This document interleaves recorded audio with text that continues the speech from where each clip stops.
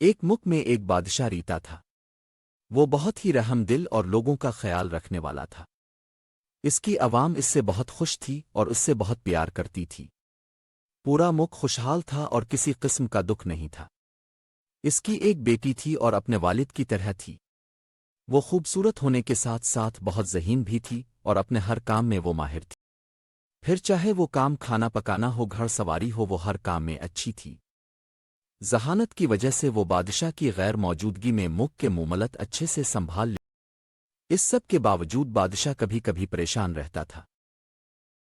اسے یہ پریشانی تھی کہ اسے اپنی بیٹی کے لیے کسی ایسے کی تلاش تھی جو اس کی بیٹی کی طرح ہی ہو اور ذہین ہونے کے ساتھ ساتھ رحم دل ہو، جو اس کے بعد اس کی بیٹی اور اس کی عوام کا خیال رکھ سکے۔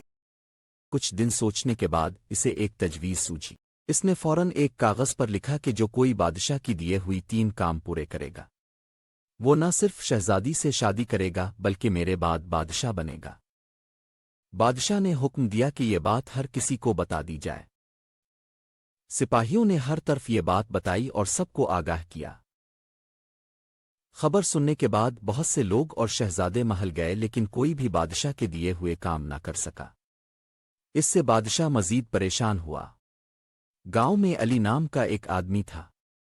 وہ مچھوار تھا اور مچھلی بیچ کر اپنا اور اپنی ماں کا خیال رکھتا تھا۔ وہ بہت نیک دل تھا۔ ایک دن اسے بھی بادشاہ کے حکم کا پتہ چلا۔ اس نے گھر آ کے اپنی ماں کو ساری بات بتائی۔ ماں نے کہا کہ تم بھی کوشش کرو تم ضرور کامیاب ہوگے۔ اس نے کہا کہ کوئی بھی بادشاہ کے کام پورے نہیں کر سکا تو میں کیسے کروں گا، لیکن ماں کے اصرار پر وہ تیار ہو گیا اور محل کی طرف روانہ ہو گیا۔ محل کا راستہ ایک جنگل سے ہو کے جاتا تھا۔ جب وہ جنگل سے گزر رہا تھا تو اس نے دیکھا کہ کچھ چیونٹیاں دریا میں ڈوبنے لگی ہیں۔ اس نے انہیں ایک لکڑی سے بچایا۔ ایک چیونٹی نے اس کا شکریہ ادا کیا اور کہا کہ تم اچھے انسان ہو۔ یہ گھنٹی لو، جب تمہیں مدد کی ضرورت ہو تو اسے بجا دینا، ہم تمہاری مدد کے لیے آ جائیں گی۔ علی نے اس کا شکریہ ادا کیا اور چل پڑا۔ تھوڑی دور جا کر اس نے دیکھا کہ ایک بھیڑیے کا بچہ بھوک سے نڈھال زمین پر اکیلے پڑا ہے۔ اس نے فوراً اسے ایک گوشت کا ٹکڑا دیا جو اس کے پاس تھا۔ بچے نے اس کا شکریہ ادا کیا اور بتایا کہ کس طرح وہ اپنے گروہ سے الگ ہوا۔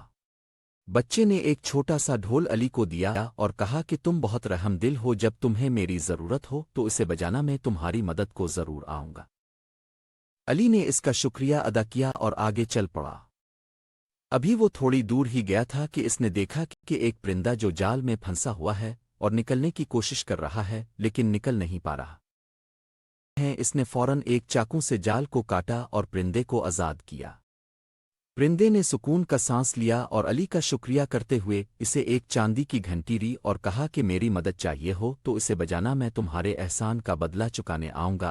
علی نے اس کا شکریہ ادا کیا اور چل پڑا۔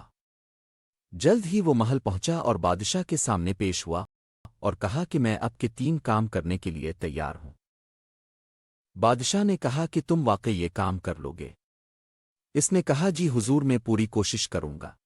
بادشاہ کا پہلا کام کیا تھا؟ آئیں دیکھتے ہیں۔ بادشاہ اسے لے کر ایک گودام میں گیا۔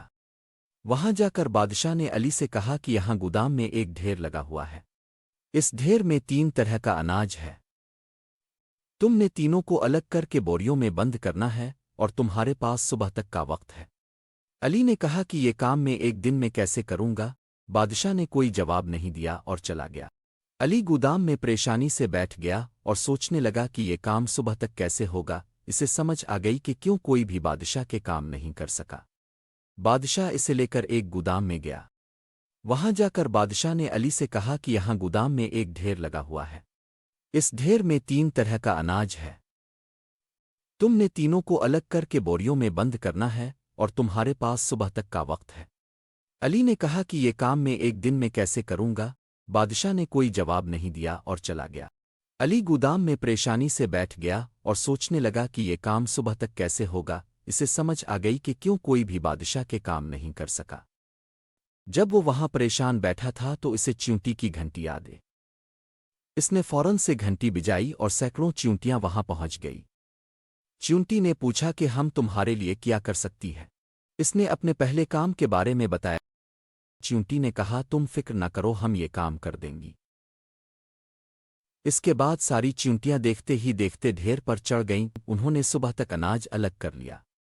جب بادشاہ آیا تو وہ حیران ہو گیا کہ یہ کام کوئی نہیں کر سکا۔ بادشاہ نے اسے شاباشی دی اور اسے اگلے کام کے لیے لے گیا۔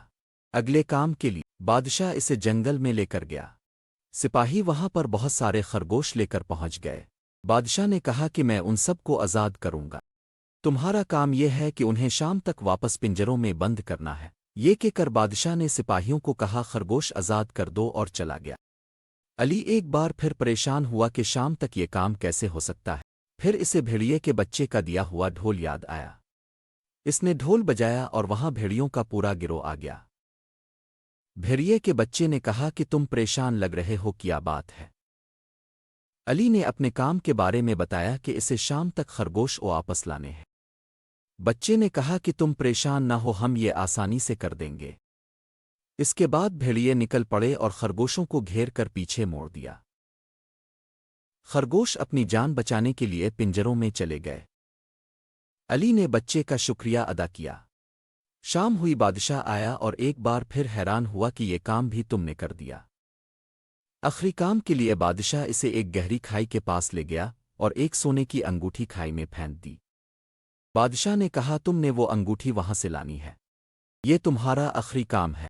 علی پھر سوچنے لگا کہ یہ کام بھی مشکل ہے۔ اچانک اسے پرندے کی گھنٹی یاد آئی۔ اس نے گھنٹی بجائی اور پرندہ آ گیا۔ علی نے اسے ساری بات بتائی۔ پرندے نے کہا میں اسے لے آتا ہوں، تم پریشان نہ ہو۔ یہ بول کر پرندہ پرواز کرتے ہوئے کھائی میں چلا گیا اور کچھ دیر بعد انگوٹھی لے کر آ گیا۔ علی نے اس کا شکریہ ادا کیا۔ بادشاہ آیا تو اسے پھر سے حیرانی ہوئی۔ بادشاہ نے کہا تم نے میرے سارے کام کیے، تم واقع بہت ہوشیار ہو۔ علی نے بادشاہ کو اپنے سفر کے بارے میں بتایا اور یہ بھی کہ اس نے کیسے یہ کام کیے۔ بادشاہ کو اس کی رحم دلی اور سچائی بہت پسند آئی۔ بادشاہ نے کہا تم واقع میری بیٹی کے لائق ہو۔